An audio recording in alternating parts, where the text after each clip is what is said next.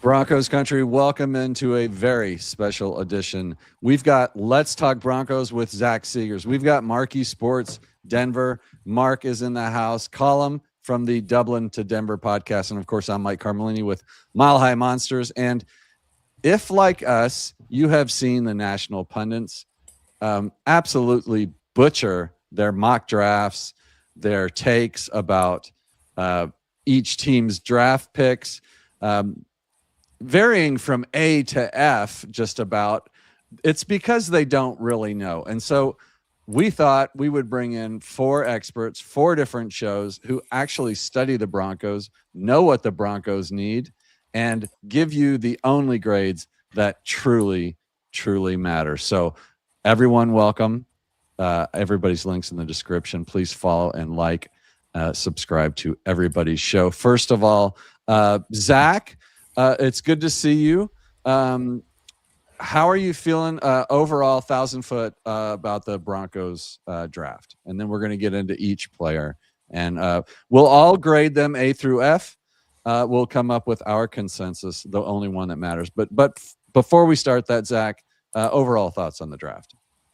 Yeah, I feel pretty good about it overall. I think they had limited capital, and that's always going to make it harder. I think that's why you see the lower grades. There's a tendency with these national media people because they're grading 32 draft classes, and the ones with less capital are going to look less impressive, and the ones at the top of the draft with more capital are going to look more impressive. And you tend to see the grades not really adjust for that amount of capital. I think if you adjust for what the Broncos entered this draft with, they did a great job. They addressed just about every need you'd want them to address. They, like in one form or another, I think they really didn't have any major reaches. We can debate the Onyadam pick, but that's the only one you can even debate it with. They had multiple, I think, great values, even borderline steals throughout. To me, I thought they did a really good job with this draft, about as good as they could have. Yep, I agree. I like the fact that I cover up Marky's face every time I put a comment up. That's probably for the better. No, he's a pretty face. Mark, same question. Overall thoughts on the Broncos draft? Yeah, no, I mean, I tend to agree with Zach on this one. I think it was overall a really solid draft. Again, when you talk about the national people grading, it's easy. Like what they basically do is they'll just look at consensus boards and be like, oh, this is good value, this is bad value. But what they fail to do, and this is not just for the Broncos, I think it's for really every team, is discuss specific fits with players. It's not just like, oh, this is a 3rd round graded player and they got him in the 2nd. It should be more, how do they fit within that scheme? And I think once you look at that, that's always the most important thing with draft. I think it makes or breaks so many different prospects' careers too, is how does each player fit? And I like the fit for a lot of these players, and I love the positions that we addressed, specifically doubling up on tight end. I thought was massively important. And yeah, I mean, overall, I think it came together really well after, the kind of fallout that we had after day 2 when we took Onyedem and nobody was guessing that. I think it all rounded to form really well. Yeah, as anybody that follows me on Twitter knows that I completely fell apart on day 1 of the draft, day 2 of the draft. I needed, someone told me to go get some Xannies and take a nap, and that probably wasn't bad advice. Colm Cronin, first of all, it's good to see your face. They don't have clocks in Ireland, at least not ones that work. But it's great to see you. Glad you made it. You have. We've talked a little bit about the draft already. But your 1,000-foot view overall. And let's not forget the Jalen Waddle trade in this mess. That was a big part of this. I consider that part of the draft. But yeah, your thoughts. How you feeling now a week hence from the draft? I'm happy with, in terms of the position groups that we took, right? I think that's, to me, is the biggest piece of this, right? It's not like last year where We go cornerback first round, and we're kind of going, really though, where a lot of these made sense. Now, people love the draft, and they love potential. They love potential. A draft could be anything. I mean, it's the Peter Griffin thing. A box could be anything. It could even be a box. I think that's what you've got to factor in to this, right? A draft pick could be Pat Surtain. A draft pick could be Chad Kelly. And I am old enough to remember the hype around one Jerry Jeudy when that happened. My goodness, it was truly incredible. Jerry Jeudy was not Jerry Jeudy, Mike Carmelini. He was Jerry Rice with a sprinkling of Marvin Harrison. These celebrations that took place, the Broncos had hoisted the Lombardi. They had the greatest receiver in the history of anywhere, anything. So I just think one should never overreact either too positively or too negatively to potential, because some people realize their potential, thinking again, Bo Nix maximizing all that potential, whereas others should leave their potential well enough alone. It was fantastic. It was wonderful when it was just potential. Then you went and you acted on the potential and tried to turn it into ability, and you didn't have it. And there can be different factors. Sometimes it's attitude. Hello, Carlos Henderson. And sometimes it's just that it doesn't work in the NFL. Hello, Hop Henderson. Hands up. I thought Hop was going to be a fantastic running back for the Broncos. It just didn't work. So sometimes transition into the league doesn't go. Well, unfortunately for you, Mr. Poopy Pants, we only have potential to go off of here. We only have the information we have. So we have to think about the process of that being fit and, what we've seen from the prospect. Yes, we don't know. Every one of these picks could fail, if that makes you happy to hear that. You got I love injecting reality into Mike's life. It's supposed to be the Emerald Isle, and it's like this brown, wet, dark place of just sadness. And I'll also say, I think, again, there's warning signs with all these things, right? Jerry Jeudy was known as not the leader in that wide receiver room coming out of that class. It was Henry Ruggs. Henry Ruggs was the dog in that room, the character guy.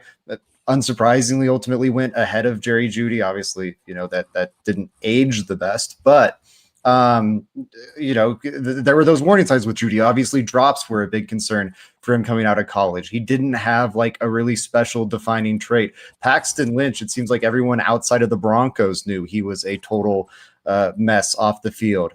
I'm trying to think of other recent first round busts.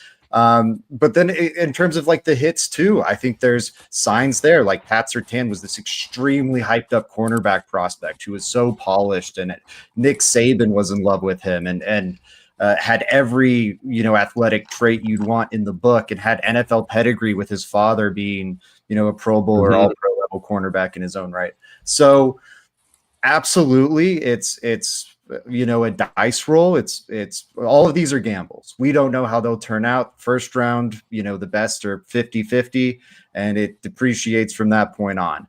That said, I think we can, make educated guesses, much like the Broncos are. John Elway and George Payton have both done some stuff that from the jump looked very, very questionable. Jahdae Barron last year looked very questionable from the jump.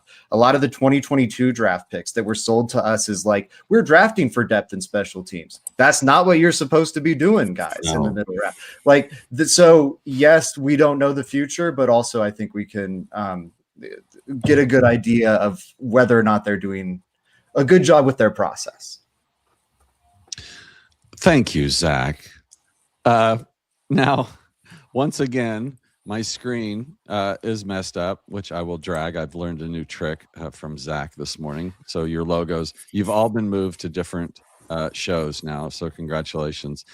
But let's get into these grades, guys. We'll start off, of course, with our third round pick, which was our first round pick. We moved back from, I think, 62, picked up a pick, and then we end up grabbing Tyler Onyedem out of Texas A&M. He and his cohort there did a nice job, certainly in the run game. I don't see a lot of pass rush ability out of this guy, but Mark, let's start with you on this one. A quick rundown of Tyler, thoughts on the pick, and then give us your A to F grade on this young gentleman. Yeah. So, I mean, obviously when we first took him, it was a little bit deflating, right? Because, we're talking about all the, and I loved the idea of drafting a defensive lineman. I felt like you needed a JFM replacement, but you had other guys in mind, right? And I think perspective is always so important, because hypothetically, if it was a normal draft for us and we had a first and a second round pick and Onyedem was the second guy or the third guy that we took, I think perspective would change a lot. But because it was our first, it's like all this pressure is on the overall pick. But, once you kind of start to dig into him, when you're looking at all the different grades or you really deep dive in him, everyone always says, it was a little bit of a reach for Denver, but he's a perfect JFM replacement. And it's like, okay, so that seems like it's a pretty good pick overall. And, again, I think he's going to be a really good player. I mean, what you see from him and understanding his background is really important. Starting off his career at Iowa State before he gets to Texas A&M is important, because the way in which Iowa State runs their defense is really unique. It didn't really tailor well to his skill set. Then he goes to Texas A&M, obviously increases the competition, and his role was mainly take on the double teams and stuff the run. I think he did a really good job in that. And what I like about him is that he's kind of a jack of all trades. He doesn't have a special trait from what it seems like, but he does everything really, really well. He's a little bit more polished. So overall, I gave this grade a C, because I think that obviously we're going to need to see, where he ends up, fitting into the rotation. But I like the fit, because if you look at the current JFM replacements we had, it's like, all right, you got Malcolm Roach, who I love. I think he's solid. I think he's best suited to be a rotational kind of fill-in guy rather than a full-time starter. Then you got Iyomo Wazirike, who I view to be more of a nose tackle. I think he's better off filling in for DJ Jones.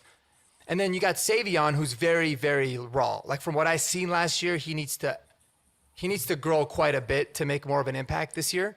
But he's got more of the pass rush upside.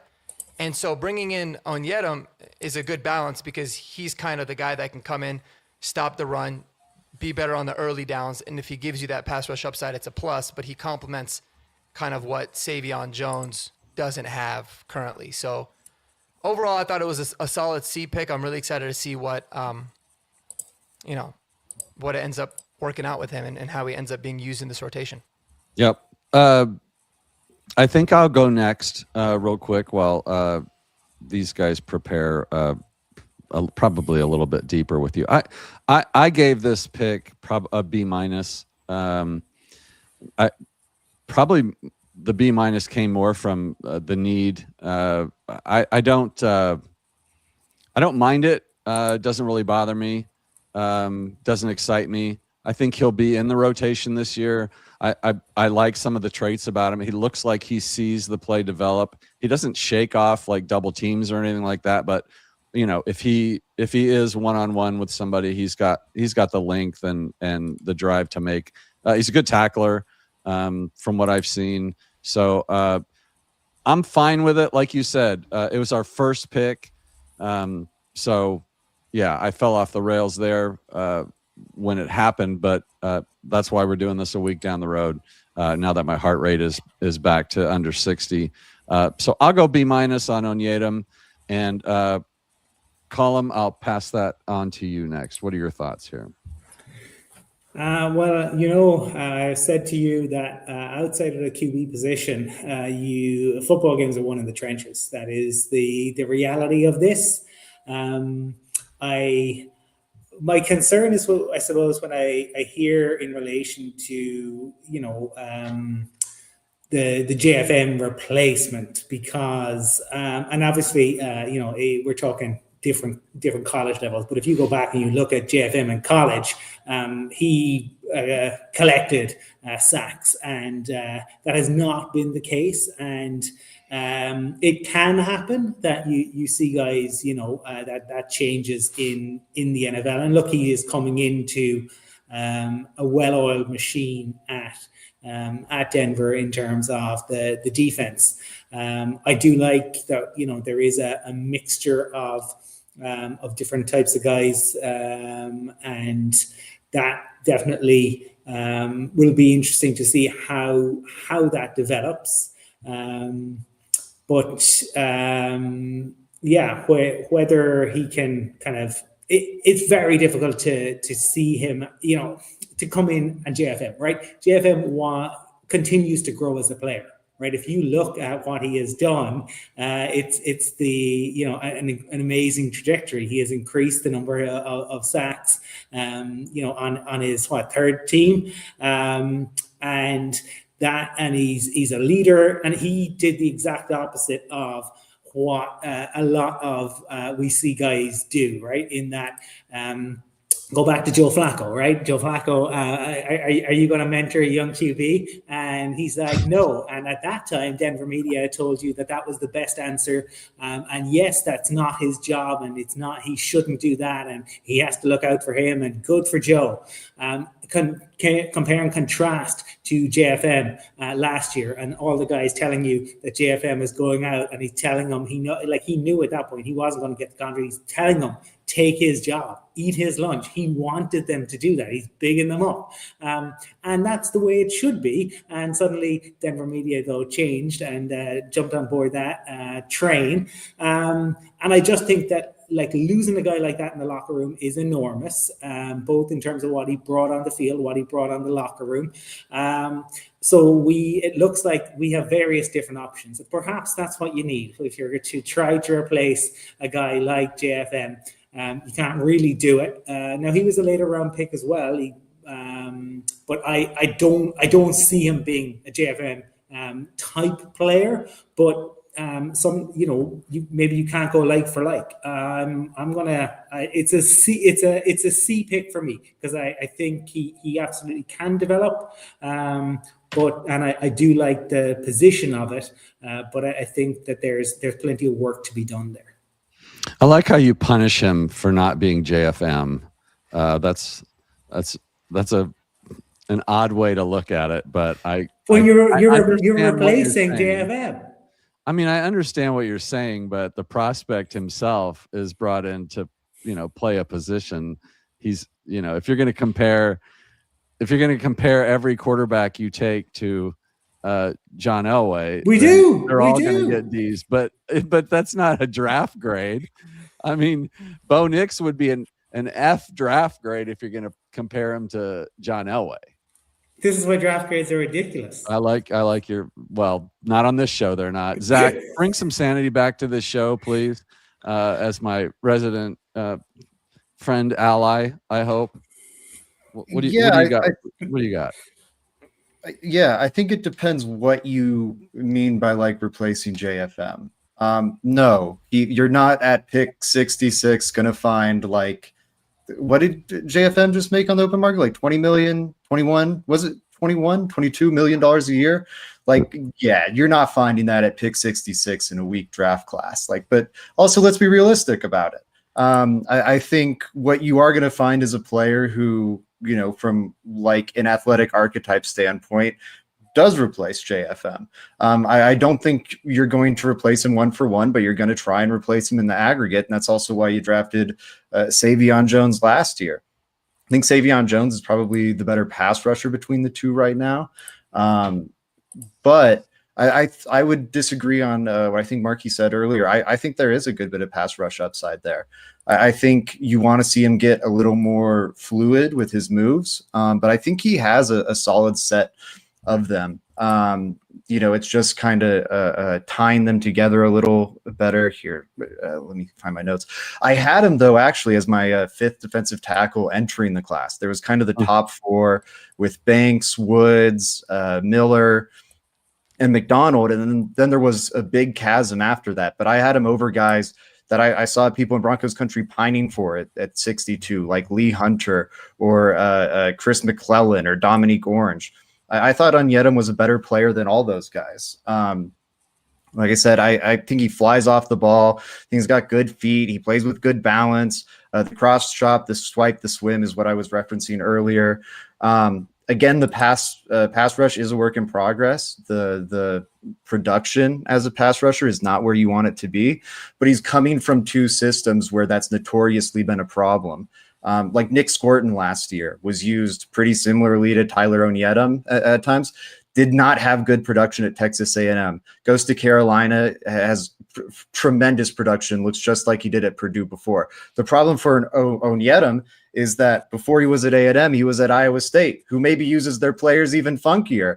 Margie was talking about how he likes Uwazurike as a nose tackle. He was an edge at Iowa State. They had 250-pound Will Anderson playing on the like a 4-eye like interior role. Meanwhile, they're all sorts of funky. A college football defensive line play or utilization maybe is the better wording is bizarre right now. And so yes, the production isn't there, but I think in an NFL more pro style situation, that should improve. The one thing I think absolutely will translate, and you love about him.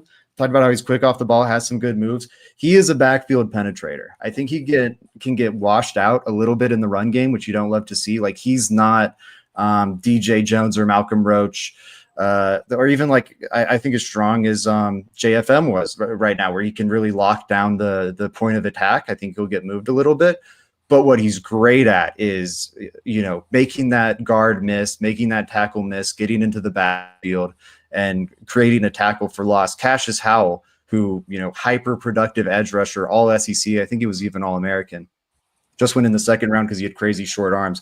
Was the only guy on that A&M defense with more tackles for loss. And again, mentioned how he didn't have the pass rush production. So how are you getting all those tackles for loss in the run game? So I think he'll probably be the early down replacement for JFM, and you'll have Savion maybe come in and pass rushing situations.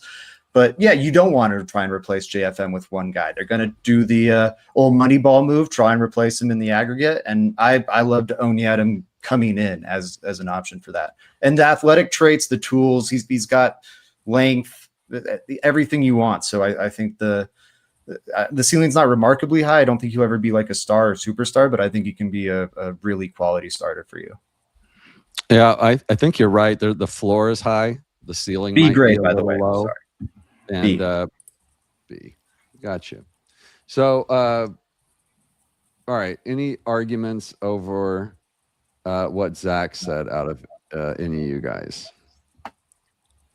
No, I think he made a lot of good points. I mean, when you're talking about just, I think looking at it like you're just replacing JFM is not necessarily like a fair way to look at it. I mean, just like Zach said, you're going to do it in the aggregate, and let's not forget that it's not like JFM was this superstar player. He was a 4th round pick who was not liked by 2 teams. He was traded after his rookie year with the Rams, and then traded from the Jets to come here. So he needed some developing before he became what he was. So you got to start somewhere. I think you see a lot of things that you really love from Tyler Onyedem, and we'll see how he ultimately fits in the system. But yeah, I mean, JFM, what did he play? 40-50% of the snaps for this defense anyways. And so, we'll ultimately see, but the traits are certainly there. I think Zach nailed it on the head with that. He's got a lot of things that you like. And what I really liked about him is that his play strength is not a big problem that you'll see. I think that'll adjust really well to the NFL, where you can't say that with all guys coming into the league. So. And I love that point. He's 290, which again is lighter, but the pound for pound strength is impressive there. He's like country strong, that old adage. I wanted to respond to Corn Bredimus.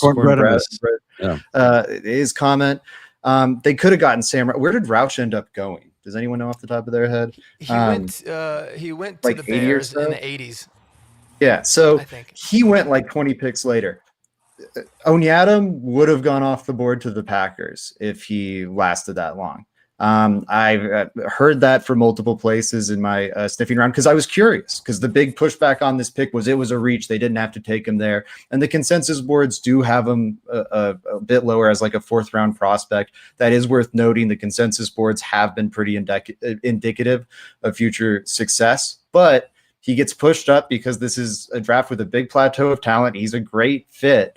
And again, I've heard from some areas that he would have gone as early as the Raiders at 67 had the Broncos not taken him. I've heard from a lot of places he would have gone as early as the next Packers pick. So they couldn't have gotten him at 108. There's a 0% chance. I remember everyone going, gosh, how could they pass on Jonah Coleman here at 66? Now you're not going to be able to address running back. And the funny thing is they had to address Onyedem at 66. They didn't have to address Coleman at 66, and it all works out. All right. I'd give you last words, Colum, but I can't because we're 25 minutes in and we've done one pick. So I can sit here all day because I'm a grown-up, but you kids got to get back to work. So Jonah Coleman, running back out of Washington, my favorite player, one of my favorite players in the entire draft. I'm going to just tell you that I love him. I love his vision. I haven't seen vision like that from a running back coming into the Broncos for so long. I can't remember the last time I saw it, but I wasn't analyzing players then. So I'm just going to tell you I give Jonah Coleman an A. Perfect fit, just what we needed. Falls right between JK and RJ, sort of in the makeup of his game. He's a monster, even though he's still hobbit height. Column. He's 220 plus pounds. Looks like he can pick up a 3rd and 4 all on his own. To me, I'm going A. I'll keep it short. And Colum, I will send it over to you for what your thoughts are on Jonah Coleman. This was desperately needed. This is a move that the insurance should have happened last year, and that's not in hindsight. That was talked about at the time. I will say. I think there's lots to be to like about this pick, and he will see the field. He'll see plenty of it. Even when JK is there, but he will see plenty of it over the course of the season. I'll guarantee that. Good to see Sean Payton break with one trait in that he managed to acquire a running back over 200 pounds. Go you, Sean Payton.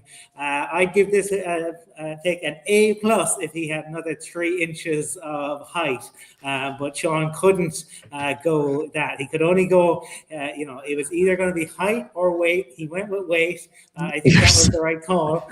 You're such a hobbit height hatist. I am, but I've seen. I want to see us be able to, when we need to, stick the ball up the jumper and keep it away, keep away from other teams. I think Coleman will allow us to do that, and it's a nice piece, and very different, from RJ Harvey, who. Again, the last thing I'll say is what the team says and what the team does are very different, and the draft has once again borne that out. I appreciate you not holding it against Coleman for replacing Terrell Davis. Zach Seegers, Let's Talk Broncos. Your grade and take on Mr. Coleman. Man, I so frequently agree with Colum, and it's good to find some stuff we actually disagree about. I love that Coleman's short and squatty. I think it makes it harder for defenses to see him behind the line of scrimmage, and it's part of the reason he's so darn hard to tackle. I mean, we'll talk about Cage Casey next here. Cage Casey loses some leverage battles a lot because he's tall and he has short arms, right? So you can get up under him and you can engage. You can get you can get that first strike off before he can. That's a double whammy. Coleman's the opposite. He's strong and muscled up as heck, and he's low to the ground. It's like trying to tackle a fire hydrant.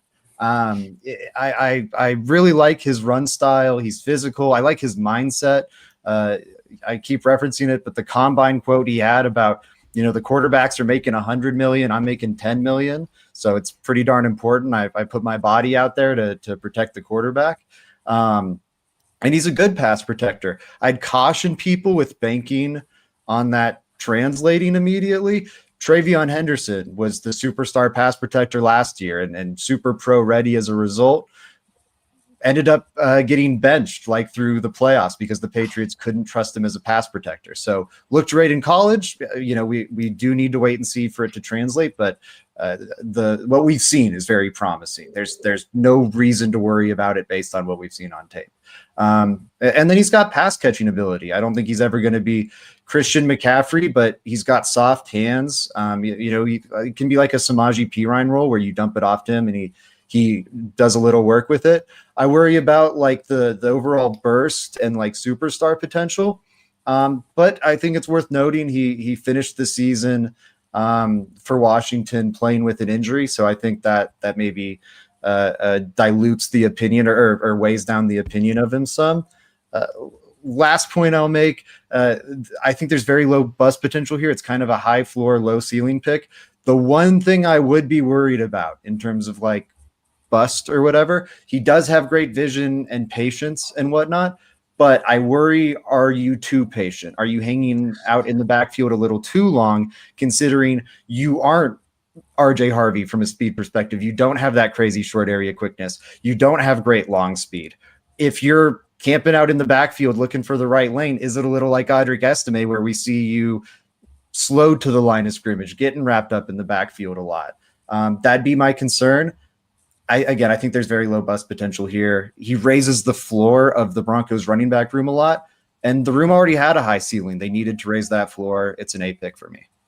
The only thing I would push back with you on that, Zach, is RJ Harvey is definitely seemed to hang around in the backfield an extraordinary amount of time. It's not that bad with Coleman. He sees daylight and he is urgent to it when he sees it. So I wasn't talking about Harvey from an urgency perspective. I mean, Harvey totally camps out, but when he wants to put his foot in the ground and go, he can go. Like, he can go. Yeah. He can take off. Coleman, again, he didn't want to run the 40. That tells you all you need to know. Like, he didn't want to run the 40, and he tested in other stuff and tested bad. So if he was willing to do the testing, he tested bad in. That 40 is I'd set the line at 4.65. I'd set the line at 4.65. I think you're right. I think he runs a 4.6. I think he's also dealing with a little bit of injury, but I think he plays faster in pads. I think he's my comp for him was CJ Anderson, and I haven't talked to you guys about that, but I mean that can work for the Broncos. I mean we've seen the speed backs. There's so much more to running the ball than the speed. And he seems to have the rest of it. And I think his pass pro will transfer really well. It is just phenomenal how he seems to know where it's coming from, how to get around the quarterback to get to it, pick the right guy, and then lay some heat on him. So, but all A's from everybody. So clearly an A pick so far. Mark, you went A on Coleman, right? Yeah. So I don't think there's much more to discuss unless Colm has any last words. I'm going to put down the consensus as an A, and we will. I will say, just because it's funny, you mentioned the CJ Anderson comp. It's a comp I've seen a lot out there, and it's a comp I love. I was curious what Mock Draftable had as like his closest athletic measurable comps. The closest one they have in their database. Again, this isn't looking at 40 time or whatever, but just like body type more than anything. Ashton Genty. How about that for your height hating? 94.1% similarity. You know who's fourth on the list? J.K. Dobbins. J.K. Dobbins, 87.9%. I heard some, I think it was D'Angelo Henderson, running back love earlier. 87% similarity. Put some respect on. How did Genty do last year, Zach? Hey, Colm. What height is Terrell Davis? I have say no he's idea. 5'11". Terrell Davis is He's height. I'm not gonna lie 5'11". to you. Exactly. I wanted another 3 inches. That's what I said. I'm not looking for the guy to be 6'4". I just want him to another be 3 a tiny inches. little bit taller. Might be me too. Colm just wants another 3 inches, folks. We're moving on to Who have I not started with? Zach, Zach. you brought up right, Cage quick. Casey. He is tall, pretty proportional for his height, though, I think. So I see him more as a guard. What do you take away from the Cage Casey pick? How did you feel about it, and why? And give us your grade on Mr. Casey. Yeah, I think, maybe not quite so proportional. You got the 32-inch arms, which is a little less than ideal, and then the 6'6" is taller than normal. But what I love with him is I think he's a really smart player, experienced. He's got like 41 starts at Boise State, and it shows. Like he sees things really well. He seldom allowed pressures and sacks at Boise State. I saw a stat going around that he never allowed any, and looking into that, that's not true. But he did do a great job in pass protection, does see things really well. I think he's got a good anchor. I don't think he's going to be a tackle at the next level. They announced him as a guard. I would expect they bump him in. Maybe you give him a look at tackle in camp, and if things get really dire from an injury perspective, he can, he can fill in there. It's not like he's a mess out there, but you look at his weaknesses, and I think he can get beat around the edge by faster speed rushers. And when he's on an island, I do think, and you allow those edge rushers to get more of a runway and build up some more speed to power, that's when you see the anchor falter a little bit. So I worry about that, but I think he's got like the grit, the violence, the nasty you want in a blocker. And again, I think he's going to be a smart plug and play player. Should be able to take over from Ben Powers next year. I think that's a fairly projectable future starter. So address the need. I don't think it's like some crazy value or anything. I trust Streif to clean up some of his stuff. The balance was another thing I forgot to mention. He's on the ground too much. That really bugs me with O-linemen. But I trust Streif to clean that up. Again, should be starting in 2027, provide some good depth on the left side in the immediate short term. This is like a B plus level pick for me. Oh, great. Marky, what do you say? Yeah, I had it rated as a B plus. I really like the Cage Casey pick. I guess I would agree with Zach in a sense. I think they're going to use him as a guard, but I really hope that they don't. I hope that they give him a chance to play tackle first, because I think it's super important that we build out the depth that we have at tackle. I don't know if I trust Frank Crum yet. I know Pelcheski can kind of play inside and out, but I think we really need to start thinking about the future tackles here. What I loved about Cage Casey the most, man, is this guy's had 41 straight starts, which I think is a testament to his durability, but over 2,700 snaps in college, he's never had a holding call. 3 penalties, 2 of them were false starts. And so very, very disciplined. I thought he looked really solid. Again, he's not going to wow you with anything, but he's just a technician, man. He kind of knows how to work within his limitations. I think in a NFL strength and conditioning program and with the development with Streif, I think he could survive at tackle. I truly do believe that. But again, worst case scenario, you bump him inside, you've got a really good guard. A lot of people said he could even be a really good center just because he's a really smart player. So, I don't think that there's a need for that in the immediate future, but the versatility is super key. And I was just really happy we addressed offensive line. And I know it was probably the least sexy pick, but it was definitely my second favorite pick of anybody in this draft personally, just because I felt like it was so, it wasn't talked about enough how we needed to address the depth piece of the O-line. So I really like the player. And yeah, I'm excited to see where he fits in. And again, Zach Streif, all he's done is develop guys and I think maximize potentials of players that we have. So I trust he'll do the same with Cage Casey for sure. Yep, I agree with both of you. I would say he probably projects at that guard position opposite Miners, but I think the Broncos would love for him to be McGlinchey's replacement. They're gonna try and make that happen. McGlinchey, of course, is 6'8" tall. We forget. So even though Cage Casey is 6'5", he is tall. But yeah, he doesn't move like a tackle very well from what I've seen too. But I called him the other night a swing guard. Like, I don't even know that that's a term yet. And maybe I'm just, you hear the term swing tackle a lot, but he kind of looks like a guard to me, which would be fine. But I think the Broncos are definitely hoping for a McGlinchey replacement here out of him. But we'll see. I also gave this pick a B. Colm Cronin from the Dublin to Denver podcast. Please give us your thoughts and grade on Mr. Casey. Yeah, if he's to be a guard, I wish we could take those 3 inches and give him to Jonah Coleman. I think for a guard, he's probably a little bit too tall. If I'm to be honest, but I get the thinking in the process, right? Because ultimately, both of our tackles are getting up there in age, and you are going to have to think about replacing them. So why not try it, right? I think this is a team, and I think Mark has said it there in terms of they like the cerebral players, right? They like that, and they figure that they'll be able to mold them. So we'll get to see. If it works out at tackle, fantastic, because generally tackle is a bit like QB. You have to go early to get the good ones. You might find a lucky dip later, but it gets much more difficult. So I think they'll try it and they'll see.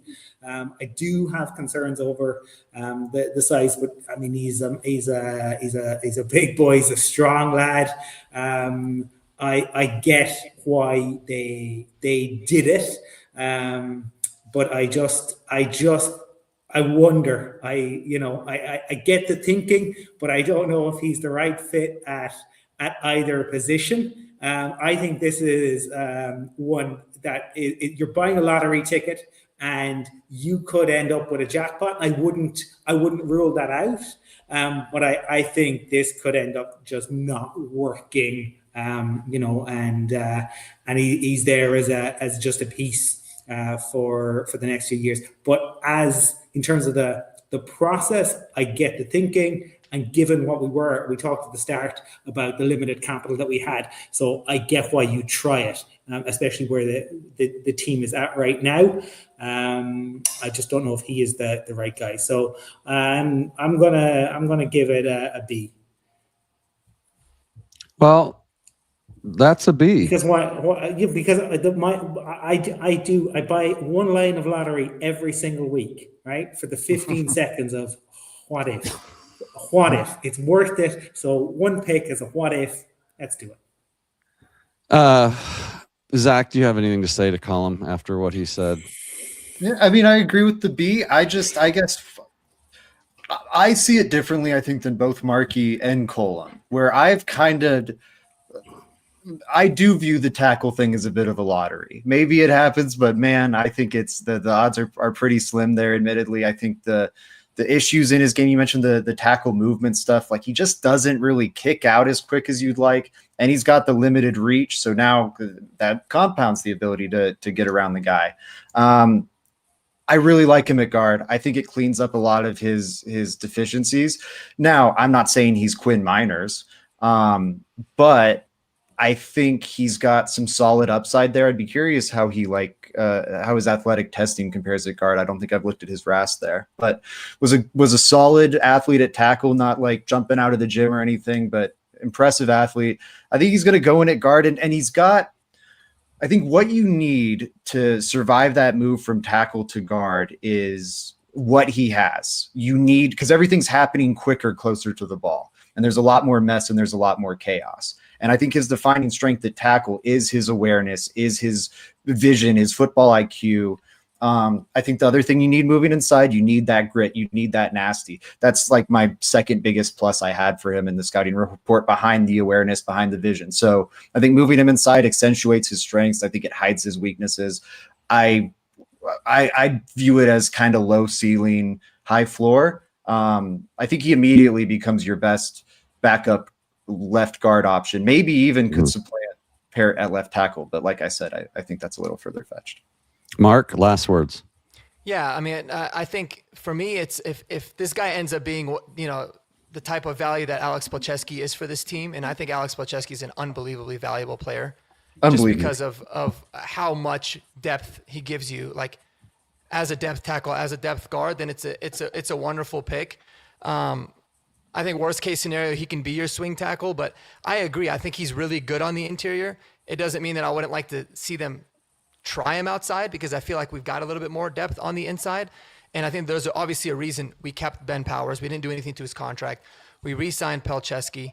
So it's like we're kind of good there. But, I mean, again, regardless, if he plays inside, I think he's going to be a really good player with potential to be on the outside. But that versatility is so damn valuable. And that's why I love the pick, because the more guys you have like that on the O-line, the better. Yeah. And, you know, I'm just excited to see what ends up happening with him. But yeah, I mean, I do agree with Zach in a sense of I think he's better suited for guard. I just hope that they try him at tackle, at least initially. And then I'll trust their judgment if they feel like he can hold up there or not. Let him fail there. Inside if they need to. Yeah. I think they have Exactly. to. I think they have to, because I think that's definitely a hole that's going to have to be filled soon. And you know, I know we're talking about. I've never seen anybody more obsessed with 2 or 3 inches between 2 different men more than Colin, except for maybe Diana Rossini. But I appreciate the takes from all of you, and I think the consensus here is that this is a solid B pick for the Broncos. So either way, whether it's guard or tackle, and to Mark's point, I think they definitely do try him out there. So Colin, if you don't have any more anything else on Cage Casey, I will start us off on Justin Joly, our second offensive quote unquote weapon pick, the tight end we've been waiting for and begging for the last few years. Mark, I'll start with you. Justin Joly, we got him in the 5th round. He has good tape and bad tape to me. What are your thoughts on Justin? Where does he fall in your grading system? Yeah, I mean, I like Justin Joly a lot. I think 5th round is a really good value for him. I think it makes the little trade back that we did before we selected Tyler Onyedem look better, because we were able to move up and get him. Obviously, I feel like we really needed a tight end. I think the thing about Joly, what a lot of people think is because he's labeled as the F tight end, which he is, he's definitely going to be your move tight end, the guy that's more of the receiver. He's not this explosive athlete, right? Like, I think you can make the argument that Dallin Bentley might be a better pure athlete than Justin Joly. But what I love about Joly, man, is that he's a contested catch monster. He knows how to use his frame to catch balls. He's not really the biggest separator, and he can certainly become a better route runner. But my God, the versatility that I think you get from him, what he can do in the red zone and on 3rd downs is going to be a breath of fresh air for sure with him. And I think that he's got a lot of blocking upside. Like, he's never going to be this really good inline blocker, but he's somebody that I think could be good enough to not tip the hand like we have now with, you know, if Ingram's on the field, you know, they're probably going to throw it. And you can utilize him as an H-back out of the backfield on a lot of the different crack blocks and wham blocks. I think that he's going to be able to be really helpful. So I like the pick a lot, man. I think he plays with some dog in him. And that's really what stood out to me when it comes to Justin Joly. And this is somebody that, you know, in 2024, he was on the same offense as Casey Concepcion, who ended up moving to Texas A&M, and he outproduced him. And I get it. It was a really bad offense. They had a really terrible quarterback, so maybe they favored the tight end. But consistent production is what you like to see from him, and that's what you've got. You know, 50 catches at UConn in 2023, over 50 catches, over 40 catches in both of his years at NC State. Really consistent production. You know, I like the upside there. I guess the only concern that I have with him is, you know, he gained like 60 pounds in a summer transitioning from receiver to tight end. So is keeping weight on going to be a problem for him, and how does it affect him? But I mean, overall, I think I like the pick a lot, man. There's no other way I can say it, and I think that is really good. You can say it with a grade. Oh yeah, I got to give a grade.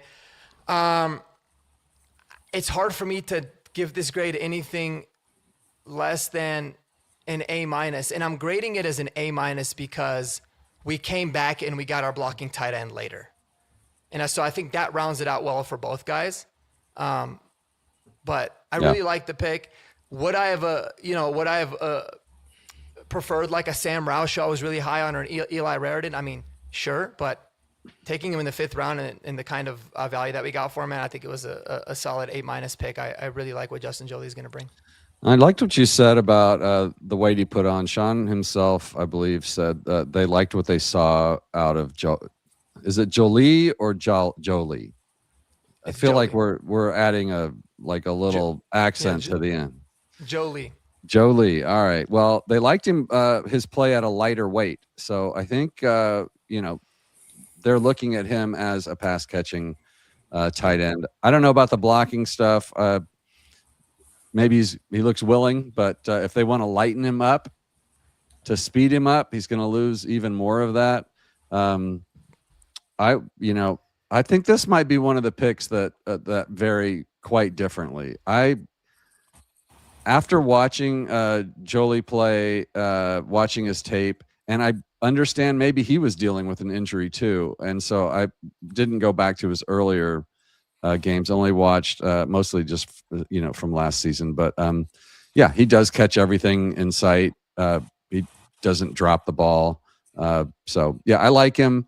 But I would probably give this pick a C+ for me. Colin Cronin. I will say generally as if they wanted to lose weight, the older you get, the easier it is to keep weight on. But the Broncos have a long history with guys dropping weight or putting on weight. Do you remember Moody? Remember when we drafted him, the strongest man alive? He had gone from 180 to 275 in a year, which is kind of terrifying. What I find hilarious about this, Michael Carmelini, you have a wonderful wife. She is fantastic, and you tell her you love her. The Broncos have a tight end room that they keep saying they love. Wait a minute, you're not comparing me. They want to. No. Wait. You tell your wife that you love her, right? And you're happy. And the Broncos keep doing that with their tight end room. But you're not going out. You're not going to go out tonight on a Friday night and bring somebody home. No. The Broncos keep telling you, we love our tight end room. And yet they go out, they picked a basketball player who'd only ever seen a football last year. People wanted to hype him up last training camp. Yeah, right. Might go on to be a volleyball player. And now this year, they spent all offseason telling you they loved their tight end room, and they went out and got 2 more. So forgive me if I am loath to believe what either Georgie Porgy or Sean tell us. I have no belief in our tight end room. I look at their actions, and I too. But I'm not pretending. I don't have to pretend. They don't work for me, and I don't work with them. But I have no belief in our tight end room. I thought it was I think it is, or before these guys came in, we'll see how they do. Anyone semi-decent is going to eat Evan Ingram's lunch. I have no belief in him, and Troutman is Troutman. So I think roll the dice and let's see what happens. We didn't have to of the limited picks that we have. We spent 2 of them on the tight end room. It tells you all you need to think about what they actually think of it. It wasn't just Sean Payton's football before the forward pass, not using the tight ends that kept them off the field last year. It was their ability also. They've got Davis Webb now, and they've got guys who can contest a catch, guys who want to contest a catch, guys who aren't afraid to contest a catch, and they've got a bit of mobility in there. I'm pleased about that. I'm going to give that a B. Wow, I didn't expect that. Welcome to the show, Zach Seegers. Wait, first of all, how many inches more do you need from Jolie, Colin? He's 6'3". 6'3". Well, I was shocked. I was going to say, Colin, I think you were the one that must have measured him at the combine, because at the combine he was almost 6'4".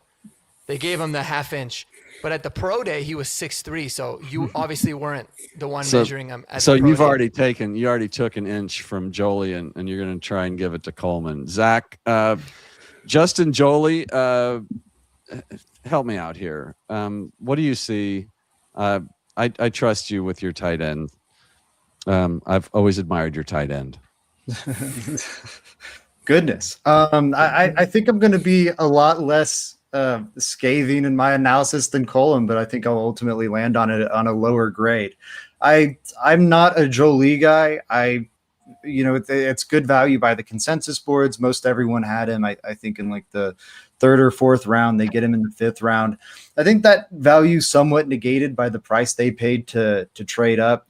No matter what trade chart you want to look at, it's an overpay, equivalent to about the 200th pick.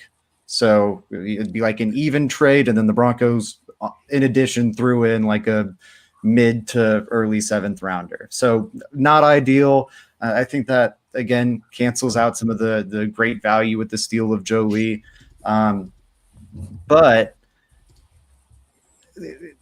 so he's very productive in college. And I think there's something to be said about those guys who aren't the most impressive athletes and, just tear it up in college, finding a way to continue doing that at the next level.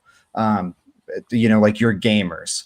And I think Jolie could be that type. Like he is another high IQ player. He knows how to maximize the tools he has.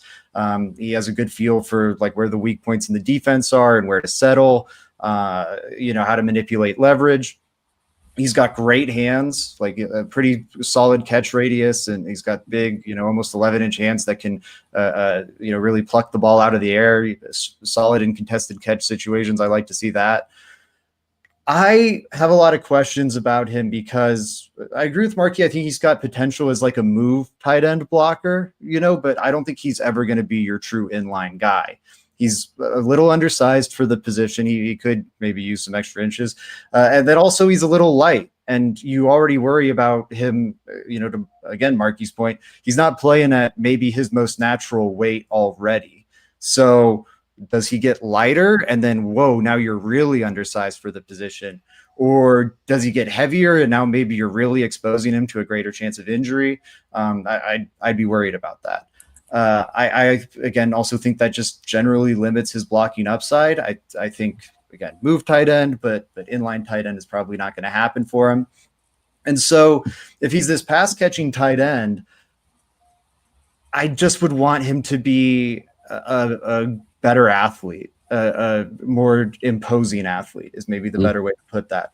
Because he's fairly underwhelming for the tight end position. I was mixing up the Coleman testing information with him. He's the guy who did some testing, was really bad in it, and still didn't want to run the 40. Did like a 14th percentile short shuttle or something like that. But then when it came to the 40, was like, And that's probably because this guy's running the 4.7, maybe. Hamstring. Oh, really? He said he had a hamstring. hamstring tweak, okay. And he shouldn't have even done the vertical because probably affected him because well, his that's vertical was insane bad that he was doing the vert during the hamstring. But still, I think even beyond the combine was really concerning because he was like a 14th percentile athlete. But beyond that, I think even on tape, he's not running away from linebackers on these routes. Like he's beating them on routes, but he's doing it with leverage, with using his frame to box them out. And so when you start going against NFL athletes, what does that look like? He played in the ACC, which is a Power 4 conference, but one of the lower level ones. When he played against some of their best competition of the year or of his tenure there in NC State, like Miami, those were the games he tended to disappear a bit. So when you're facing those athletes every week, what does it look like? Again, I was very low on Jolie. I didn't love the cost of trading up from. This is a C+ for me. Can I just say, I'm not a Jolie guy. I'm an anyone but Evan Ingram guy. That's disgusting. I'm an anyone but Adam Troutman guy, to be honest with you. That's kind of where I sympathize with both of you there. With both of you there. And hey, it's the answer right around the corner. I cannot wait. What was your final grade? C+. C+. Oh, I had a C+. You had a C+. A in there. You know what? I had A-. He still managed to get a B because of that A. So good on my high school report card. Just like this, starting to look like your high school report card. We're getting to that B average. We're getting there, but it's not. We'll get there. We need to curve it a little bit. We'll be good. Okay. I'm gonna spin the wheel. I'm gonna go back to Colin Cronin. We're going to start out with Miles Scott, the safety out of Illinois. Thought this was kind of a predictable pick late in the 7th. We needed a safety, obviously. So I like the choice of position. Colm, do you have thoughts on and grades on Mr. Scott? Well, I mean, it wasn't going to be a draft, was it? If George Payton didn't get a GB, I probably it's just what would not have happened, and he got one converted wide receiver. So we're ticking a box of the Broncos finding guys who have played in alternative positions and guys dropping weight. We have Broncos bingo on all of this. So kudos to them. I get this is a pick where size is a little bit of a concern. The position change is a little bit of a concern. We're into the 7th round, so why not? As I said, you took a basketball player last year, so at least this guy's played some football. So look, to me, the 7th round is all about you find something you like. And you think let's shoot for the moon here and see. It's all about upside, realistically for me on the 7th round. I mean, we'll come to Red and Bentley, but to me, I think you try it. They saw something they liked, and give it a go. But I'm not. This does not move the needle one way or another for me. It's not like I've gone, oh my God, we've taken this guy, or equally, I'm not running laps of the stadium with waving the shirt around my head. So no, let's be honest, you're not running laps anyway. So give me a grade. Look at you. So typically, would you rather go for a pint with Tom Brady, or would you rather go for a pint with Rory McIlroy? Rory. There you go. They see way more interesting us Irish than you beautifully suntanned, white-teethed Americans. I'm giving it a C.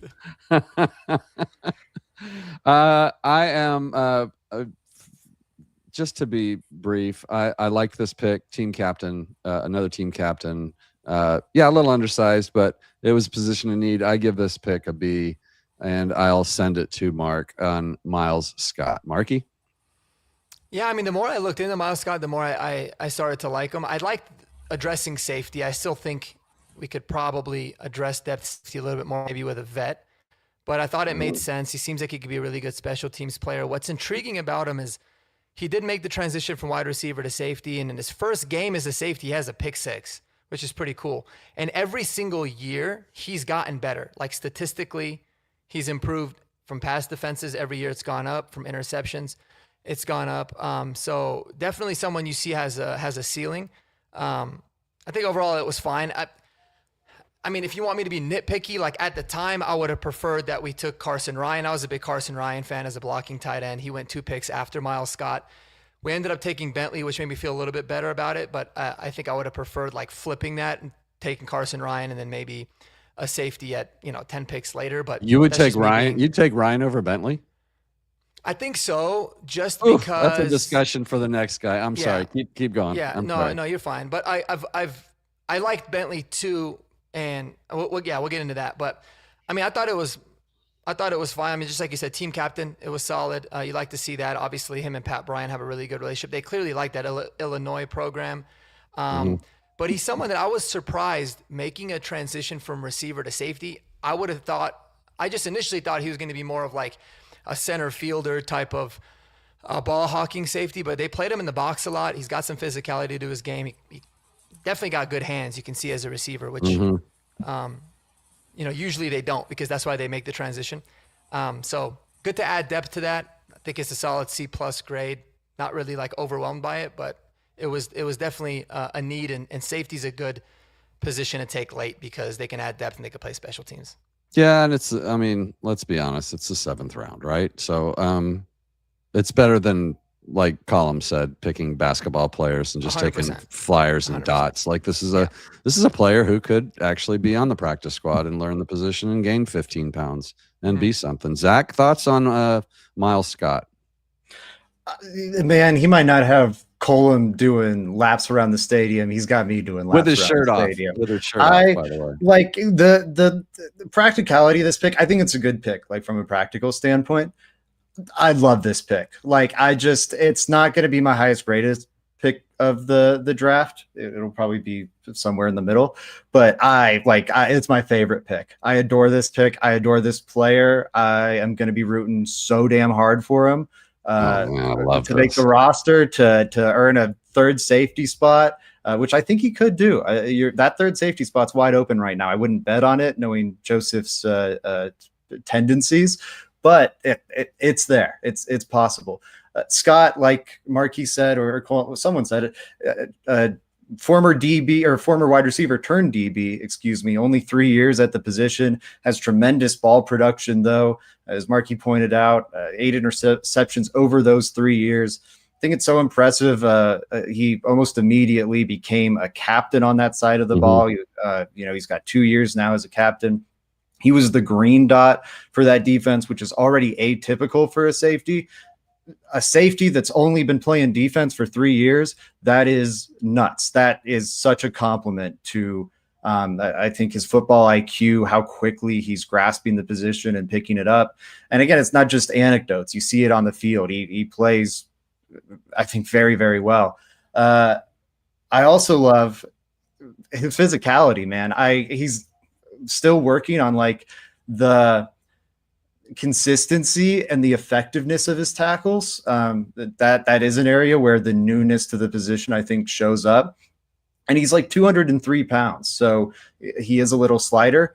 But oh my God, this guy is physical as hell. If you want to have some fun, people who are watching this right now, or even the three of you, go on Twitter, look up Miles Scott, go to videos, hell, go to YouTube, look up highlights. You'll see him lay some crazy hits. It is a blast. I love the physicality. So his defensive coordinator loved the physicality too, so much so that he weighing 203 pounds, and the Illinois defense in the Big Ten went, yeah, we can play this guy at Sam linebacker. That's all you need to know about this guy's mentality. I absolutely love it. Now I think the bummer with him, if he could run like a 4.5 40, he probably goes like a round earlier. Just because the coverage range with him is not ideal. It's mid 4.6s. I think with his ball skills, you'd ideally want him to be like a true center fielder type. And I don't know if he's really got the range to do that, but can do some split safety stuff. I think is a really exciting project. Should immediately make special teams contributions. And again, I would not count him out of winning that third safety job. The fact he's picked up the position so remarkably quick and has so much ability already it makes me think he's got a chance.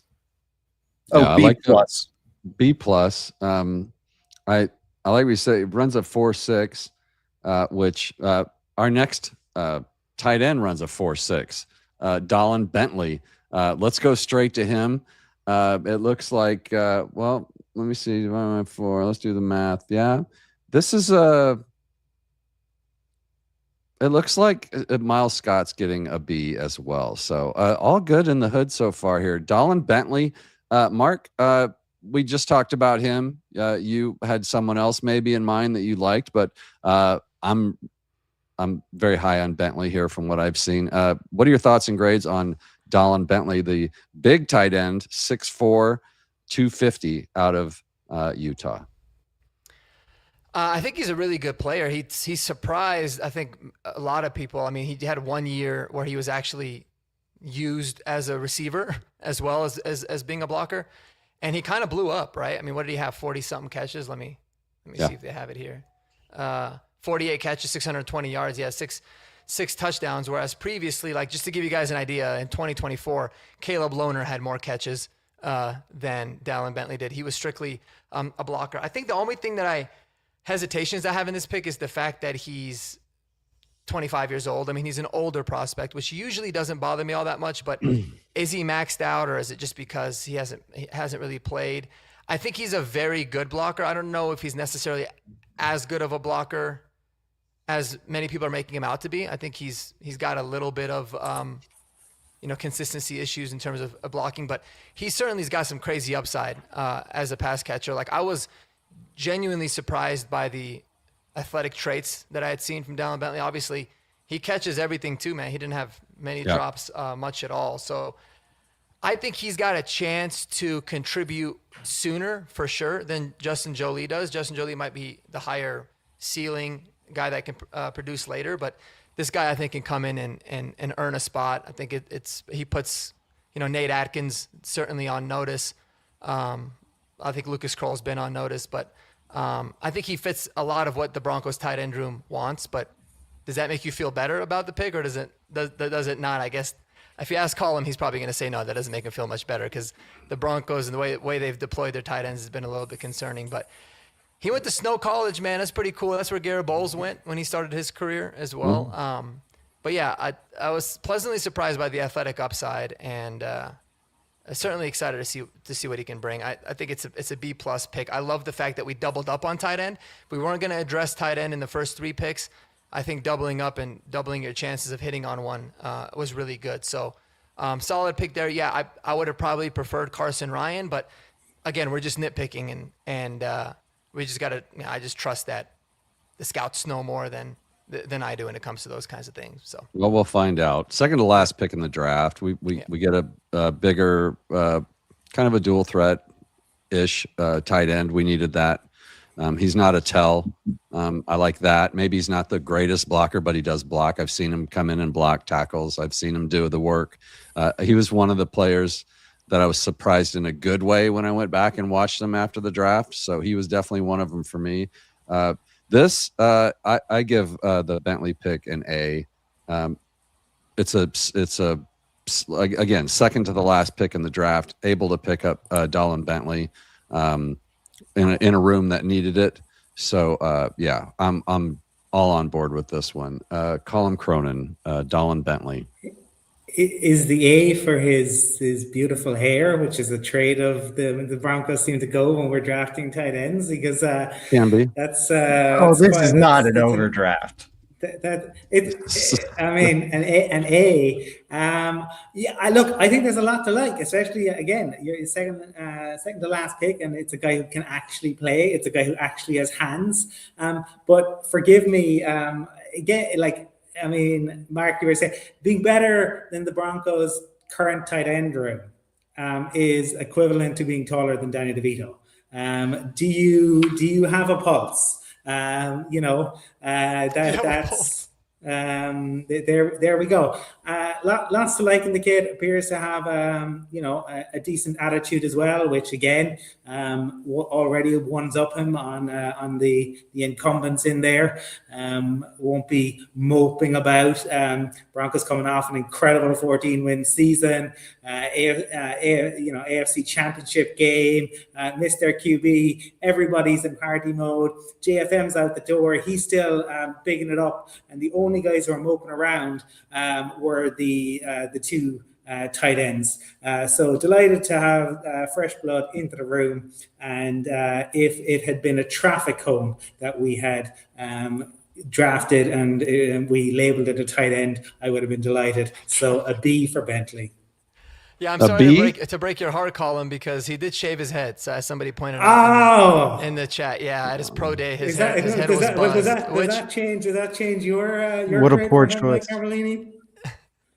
He had great hair. I don't know why he shaved it. He maybe wanted to run a faster 40, probably. You know what? I still run fast no matter how long my hair is. So long or short, Colin. I'm just not waving my shirt above my head as I'm trying to do it like an Irishman. Is this the Jolene I know? I believe it is. Hello, Jolene. Yeah. It's good to see you. And then Corden Bredibus, $5 super. How many of you would have drafted completely different? All of us would have drafted completely different, probably. I'm assuming you would too. And knowing you as I do, Yeah. I know you would have drafted Acker or whatever. Acker. So, yeah. Thank you so much for the super. Appreciate it. We're missing? No, we got all our grades here. No, No, is that? Oh no, no, because I have a no. 3.5. Okay, I had an extra number. He's got lots to say. Zach, Man, I've been Bentley, my favorite pick of the damn draft, and you're about to skip over me. What are we doing here? I know it's an A. I already know what you're making fun of Colin for not having a clock. We don't have a host. I'm a big I think fan I'm doing a of, bang-up job of being a host. And by the way, this Bentley was Bucky Brooks's third best tight end in the draft column. If it makes you feel better, Zach, he did skip me for Coleman. He didn't even realize it, but I don't want to call him out. He skipped you. You needed. I didn't even hang on. And he's throwing shit at me. But Mike also thinks I hate running backs. Praise so that makes sense. Bentley. Was that? I'm muting everyone. Everybody's Shade just at got me. muted. Shade at me, but I did nothing but praise Bentley. I will. I'm gonna unmute you. Please forgive me for muting you. There, you're all unmuted. Go ahead, beat up your host. Like I'm trying to do the chat. I'm trying to do the math. You guys just sit there and talk your crap. Go ahead, Zach. Give it to us, Mr. Host Extraordinaire. Well, getting mired in the muck there for so long definitely proved me wrong. I think Dallin Bentley is a fantastic pick by the Broncos. I liked him better than Justin Jolie. I think he's exactly what they need in this room. I don't think you need that pass-catching specialist. Sean Payton has a bit of an infatuation with it, so I think the Broncos will continue to maintain it. So Evan Ingram's going to leave next year, and Jolie will slot in, and that'll be that. Dallin Bentley, though, I think has a chance to truly upgrade the room. It might not even be immediately in year one. He is, still learning to play tight ends. And that one thing with him is he's older. He's 25 because he did a mission trip, and he's a little less experienced than you'd like for an older prospect. He didn't play varsity until his final year of high school. First play, catches an 80-yard touchdown down the sidelines, breaks his leg on it. High school career done. His max preps or huddle, whatever, is hilarious. It's one long range touchdown, and that's his entire high school highlight reel. So gives up on his football career, becomes a missionary for whatever, comes here to Colorado, here for a few years, on a whim, as a junior college student at Snow, tries to walk on with their football team, does really well. 1 year there, goes to Utah. He was buried on that Utah roster for a bit, but Kuthi Koith, I forget how you said his name, was in front of him as their inline guy, and then they had Loner as their weird special gadget tight end. So it just took him a while to get his opportunity. He was used a fair bit as a blocker early on in his career. This year, he finally gets his opportunity and was a tremendous pass catcher. Was a red zone monster. Athletically compares pretty favorably to a Jimmy Graham type. I don't think he's got ideal height for the position, but he's really stout and strong, and you see the blocking upside there. I think he's a little out of control as a blocker right now. I don't think he keeps his balance as well as you'd like. I think he could improve his base, but the pieces are there. The pieces of the puzzle are there that I think are very exciting, and you see some really good flashes of blocking. Tight end's a difficult position to learn. We all know that. I don't think he's immediately replacing Troutman, but I think in the near future, he's going to replace Troutman as that true inline option, and I think he's going to be an improvement on him. I'm really excited about this pick, and again, I thought he was a 5th round tight end. And I had Jolie Moore as a 6th round guy, so would have been happy flipping the two. What's your grade? What's your grade, Zach? Well, Zach, he's kind of A. Can I just say, because Zach, earlier you were encouraging us and viewers to go out and watch the tape on Miles Scott. I get excited. I would say if you want to get excited about our tight end picks, go back and watch the play from our tight ends last year. And you know the way the Lego figures, they can't put their arms, don't go above their head. Yeah, that's our tight ends. For some reason, their hands can't go above their heads. So delighted that we've got guys who can actually do that. So yeah, well done. He seems to get to the right spot in blocking, but he doesn't sustain his blocks as long as and maybe he's not hitting perhaps as hard, but he is a tight end, and like Zach pointed out, there's limited play there. He's still learning the position, so even though he's 25, 26 years old, whatever he is he 25 or 26, Mark? 25. Yeah, fine. He'll have it all figured out. I think we see him on the field this year. Any last words on Bentley from anybody out there before I put down this grade? This is a high. I just got to figure out what they give some of these guys. Like Justin Jolie in high school, they said he was, what was he, like 190 pounds, and then in the summer he goes up to 240. And this guy was 5'8", 140 pounds, and then in a summer he goes up to 6'4", 255. Have you guys ever met anybody that like grows like that? Nuts. It seems like it's a common trend with so many of these players. It's like, holy hell. I went from like 4'11" to 5'4", and then 5'4" to 5'9", and then, like stayed skinny. It's crazy how these guys just blow up in a summer. But no, that's my final thoughts. Well, I did the height thing, but the weight thing didn't follow it. So yeah, exactly. Yeah, Bentley gets a B+. Good pick all around. I think we agree. Colin, last words before we move to Red Murdoch. Do you feel like you got it all out of your system, or is there something else? Oh, I'm sure we'll circle back to my feelings on the tight end room. I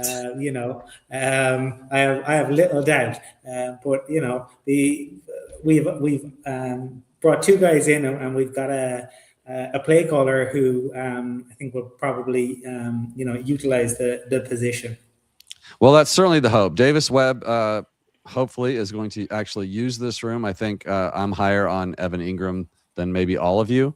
I think that was a Sean Payton thing. I think that was a Bo Nix thing. Bo Nix still not playing very well, throwing very well to the middle of the field, at least from what I've seen. But I'm no expert. He's got some work to do there, and maybe that's part of it. So we'll see what Davis Webb can do with that. The final pick of the draft for everyone, including the Broncos, at 257 was Red Murdoch, which, again, didn't feel like just a dart throw pick to me. This actually kind of felt cool to me. Who have I think I need to go to Zach first. It's been a while since I've gone to Zach first, since he's the best host here. He's a host critic. He knows how to do things right. I think we should start it off with Zach. Red Murdoch, aside from a great name, position of need, and some cool tape. What are your give us your grade, your thoughts on the final pick in the draft? I would be careful making fun of host criticism, Mike. I would just, it does seem like if anyone has carved out the lane, like I set you up and ranking and no, but I poke fun. I love Mike. Red Murdoch. I have to change the lead character name in the Clive Cussler-esque novel I've been writing. But big fan of the pick. Lower end athlete. He's a fairly mediocre athlete for the linebacker position. Again, we're talking NFL athletes here. They're all tremendous athletes. On the relative scale, I think he's more middling. He's not going to wow you in that regard. One thing I love about him is his production, and linebacker is a position I actually really value that at. Linebacker's not about your RAS score or height, weight, speed. It's frankly why there's such a terrible first round pick hit rate, because the guys who get pushed into the first round are the crazy athletes, and that's not what the position's about. It's about what you have between the ears, and that shows up in your instincts, and your instincts show up, I think, in how much you're around the ball, what type of plays are you making. And Murdoch is constantly around the ball. He sifts through traffic really well, which is an underrated part of the position. If you think about it, playing linebacker, you've got to be watching whatever's in the backfield and tracking it, mirroring it side to side, while you sift through whatever chaos is happening on your periphery without really being able to see it. Just kind of feel your way through. I think he does that really, really naturally. He knows how to avoid contact and just kind of slip into the backfield, cause havoc that way. I think he can get washed out a little easily. When blocks get engaged on him, that's going to be a problem. I don't think he's a great coverage player. He's not going to necessarily be alleviating that concern. But again, the production's insane. 3 years, only 2.5 years starting, but 3 years playing at Buffalo. He had 39 tackles for loss. Just remarkable. Crazy production.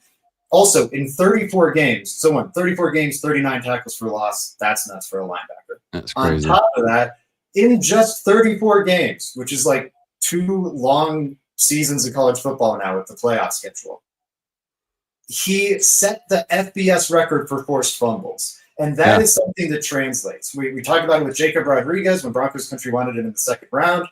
That is something that translates. The ability to either hit, aim your hits and knock it out with force, or know where to jam your arm in to rip that sucker out, having the strength to do so. It's absolutely a skill. Look at Charles Tillman. Red Murdoch has it in spades. I think, he at the very least provides you some much needed depth in the room. He very quickly might be the first man off the bench for this linebacker group.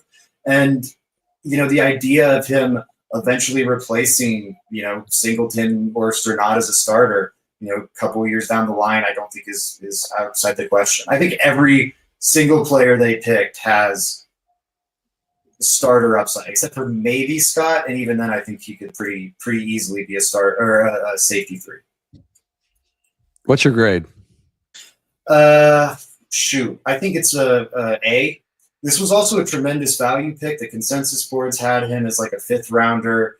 Dane Brugler had him as his best available player at the end of the draft. This was the last pick, but entering that last pick, he was the top available player. So I think it's a great value, addresses a need, love the talent. A. Yep. A for me as well. Colin Cronin. Mr. Irrelevant. I think there's so much to like about it. Everything from the name right down to, this is a hate-seeking missile. The way he finds himself in the backfield and the ability to make plays at times. He is the funny between our first pick and our last pick. The last pick is the one who had the production or the actual stats in college. So we'll see how it translates. I agree with Zach that I think teams get way over their skis when it comes to linebackers and the physical side of things and the mobility at times. This is a great. Sean Payton is this is an example of the Broncos trying, right? They brought so many guys back, and we're trying things that other teams don't do. But that's Sean Payton. That's what I love about him. He backs himself when others don't. So it's a very different approach. I think it's really good. And again, 7th round. It's not just one thing to like about this guy. I think there are a number of things to like about this guy. He's a true football player, and I think he'll become not just make the roster, but I think you've a key special teams piece potentially, and I think that you will see him get time. So for me, I think very solid B plus on the thinking behind it. It's the last pick of the draft, and you've gone and gotten a guy who can really contribute. You don't know what it's going to be. Sometimes these picks, Brock Purdy, end up becoming your franchise cornerstone, and other times they end up being Chad Kelly. he doesn't come with any of the Chad Kelly type concerns. This isn't either Sean Payton or John Elway doing a favor to an old drinking buddy. Oh, thank you so much. It wouldn't be a show without Colin Cronin without at least three Chad Kelly references. Marky, finish this out. What are your thoughts on Red Murdoch? Yeah, I mean, anyone that doesn't love this pick is just crazy. Like, first of all, it's the last pick in the draft. He is so much fun to watch, man. Like, if this was the 1990s, early 2000s football that I grew up watching, I think he would have been drafted way higher because he's such an old school linebacker. Definitely, I view him more of a 2-down player. But I mean, Zach talked about all the stats, right? I'll add to it that he had 298 tackles over the last 2 years, which is 44 more than the second best guy in the FBS. So the production is insanity. It's insane. But what I really loved about him the most, this dude was a 0-star recruit coming out of high school. 0-star. He wrote like over 300 emails to programs just to try to get a shot. Gets his opportunity at Buffalo and runs away with it. He's so much fun to watch. I mean, there's one play where he's in coverage. He knocks the receiver on his ass, then runs across the field and just blows up the quarterback too. Like he's just a really fun player. I think we're gonna love him here. And you know, he also said, they asked him why didn't he leave Buffalo and go to a bigger program with a lot more options. And let me get you exactly what he writes. He says, I believe in. Oh, he said, I'm very big on watering your grass. I want to look back in 20 years and be proud of what I left at Buffalo and all that he can do. And so, like, I just love stories like that too, man. Guys that show the loyalty, that this means so much to him. I think that's a big positive for him. So I think it's a great pick. Again, I think he's got some shortcomings when it comes to his athleticism, but he's going to make this team. He's going to be a special teams demon. And the fact that we ended up signing Torian York, I can never talk about Red Murdoch without Torian York. Got him as a UDFA. It makes this even all the more better because you got your early down thumper, and then you've got your absolute dog that can do a whole bunch of stuff in Torian York in this linebacker room. So I love this pick. I think it's absolutely an A home run pick at Mr. Irrelevant. The Broncos were kind of desperately relying on Jonah Ellis and that transition to linebacker. If you look at what they had behind Jewel and Sternad entering this upcoming season, and I'm excited about the Ellis experiment, but putting yourself in a position now, I think with the Murdoch pick and with the York signing, where you're not so reliant on it, I think is really promising. I know York is a UDFA. That's because he's really undersized. He doesn't have NFL measurables, but man, the tape and the production there is awesome. And Red Murdoch's good too. I think these could quickly become the third and fourth best linebackers the Broncos have in that room. I'm excited to see what they do. Yeah, Colin for sure hates Torian York because if he thought Jonah Coleman was undersized, he's tiny. Torian York is tiny, but my goodness, I love that kid so much, dude. He's been one of my favorite guys since the beginning. So we'll see who's right, I guess. I for an undrafted guy, shoot your shot, but the NFL is like. We'll see. One of the I don't watch as I've said repeatedly on with Mike. I don't watch a lot of college ball, and one of the reasons I don't watch a lot of college ball is because of the ping pong that you see when guys get tackled. That doesn't happen in the NFL. Unless you are a true freak, and I mean that in the truest sense of the word, unless you are Derrick Henry or Derrick Henry-esque, if you get hit, you stay hit. And it's tough. He has all the heart in the world, and you can have that. But you are playing with the best of the best. And I think that's one of the things, and Mike knows, he's heard this before, but the reality is that these kids go from being the best probably ever Pee-wee player in wherever they were to superstar in their high school, to absolutely incredible in college, to being just a guy in the NFL. How many college players do not get drafted every year? And think about the quality that comes in to the league. It's tough. Guys can make it. Guys will always surprise you. And we have our own plenty of examples of that in terms of Shannon Sharp and Terrell Davis. And look, we obviously don't like him here, but Tom Brady shows what can be done when you have the right attitude and you end up in the right situation. But it's tough when you're that undersized. He flies around. Yeah, he's just another guy that's fun to watch. But yeah, I think we're all on board there. Murdoch's an A. I did the math, did the work for so that Zach didn't have to for once in his life. GPA of 3.28 would be the grade for this draft. This is brought to you by 4 separate shows with we did not get together. We did not discuss this before the show. You watched it live. Any debates or thoughts that took place here. So we definitely didn't get together because I was blissfully unaware at the time. Well, as usual, actually, indeed, fair, totally fair. Actually, I am late almost all the time to Mike's show, and he is very patient with me. We needed Cole to complete our American Idol hosting dynamic. It's perfect. We got our grumpy guy from across the pond to keep us humble. The only difference is he wants the 6 counties back. Yeah, look, you've all got your American optimism, and everything's going to be just hunky dory and fantastic.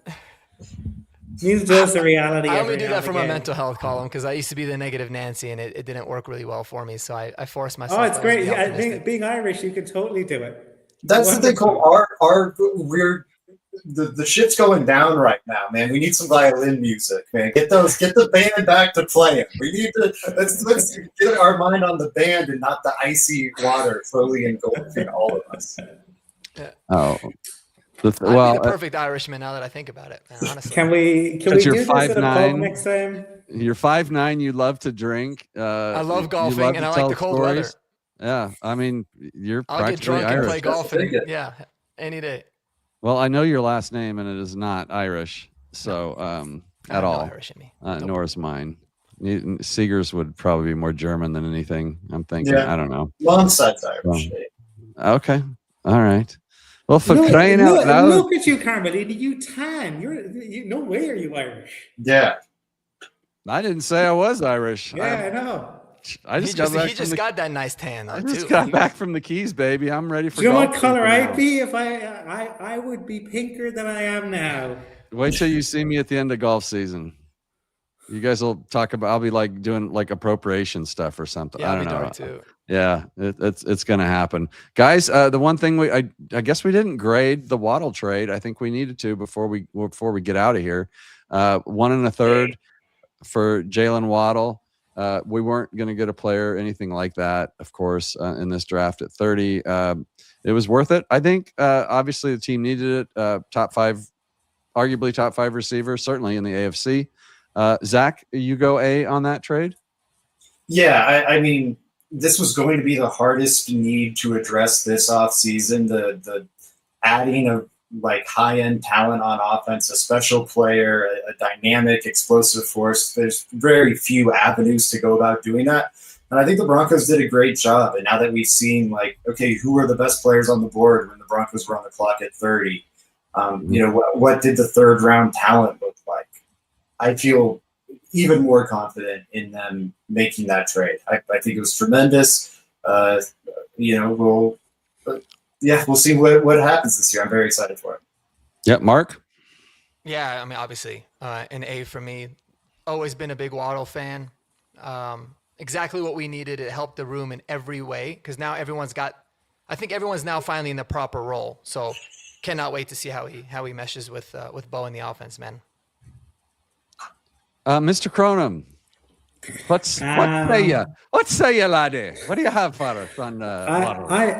I mean, everything that Zach and Mark have outlined is true, and in that respect, it's an A.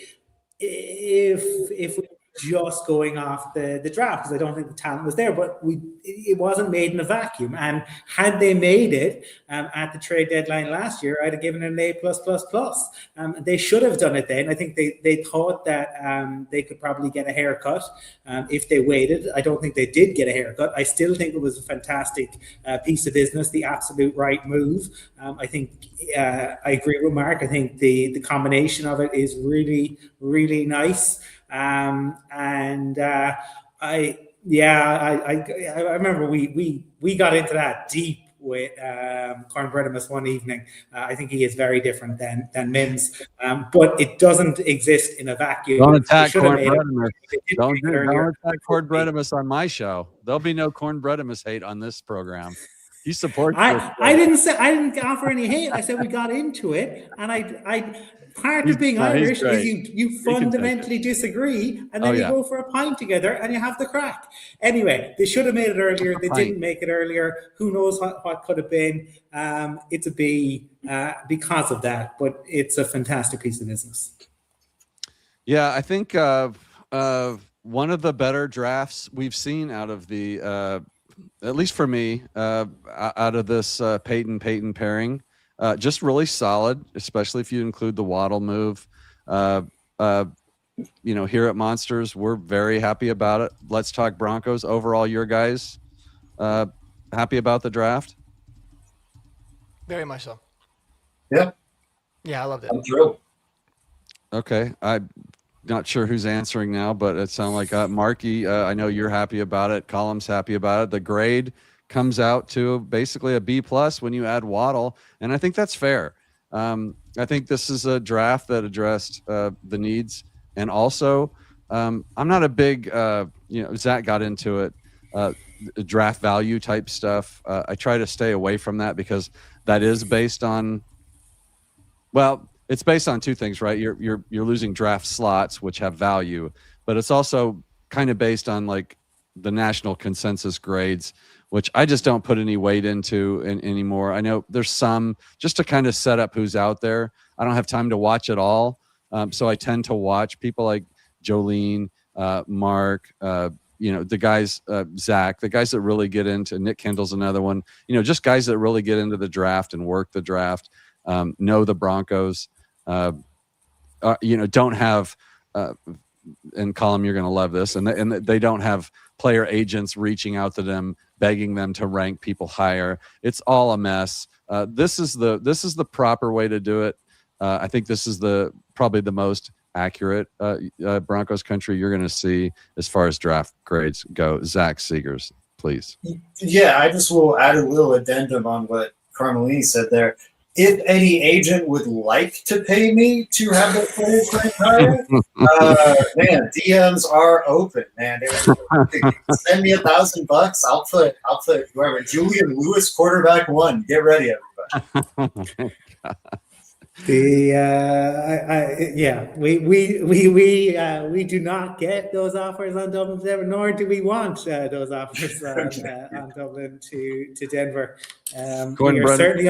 We're certainly on watch lists in offices. I have no doubt about that. Well, I know we're on a Patrick Smythe watch list. You and I are, Colin. But Corn Bredimus, my guy says he'll have a drink with you anytime, a beer. I guess that's what a pint is. We don't have Absolutely. Those. We don't have those over here. We believe in doing things correctly, not like Ireland. So, guys, this is honing in on the longest episode of my life. So I think we did a great job. Was that not the last time that I think we're about to beat it. Together? I think we're about to beat it. Everyone in the chat was amazing. The viewership looks amazing based on the numbers on my screen.